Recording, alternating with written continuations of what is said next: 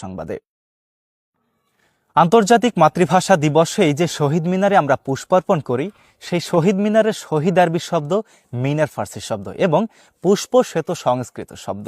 এই শব্দগুলোকে যারা বাংলা ভাষায় মেনে নিয়েছে তারা হলো বাংলা একাডেমি, কিন্তু সেই বাংলা একাডেমির একাডেমি আবার ইংরেজি শব্দ। এতগুলো বিদেশি শব্দের ভিড়ে বিশ্ববিদ্যালয় পড়ুয়া শিক্ষার্থীরা দু একটা ইংরেজি বলতে কমফোর্ট ফিল করলেও সেটা আবার কারো সহ্য হয় না।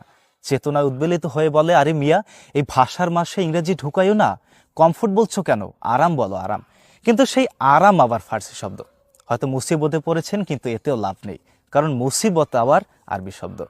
এই নিউজ দেখে যে একটু খুশি হবেন তারও কোনো উপায় নেই, কারণ নিউজ ইংরেজি শব্দ এবং খুশি ফার্সি শব্দ। বিস্তারিত থাকছে টিক্কা সেলিমের প্রতিবেদনে। আমরা যে ভাষায় কথা বলি সেটা মূলত বিভিন্ন ভাষার সংমিশ্রণ।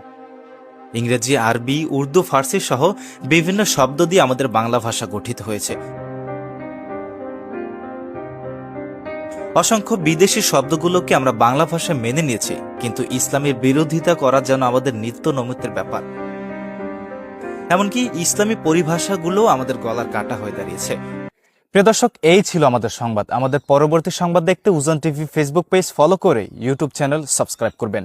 পরবর্তী সংবাদ দেখার আমন্ত্রণ জানিয়ে আজকের মতো বিদায় নিচ্ছি। আল্লাহ হাফেজ।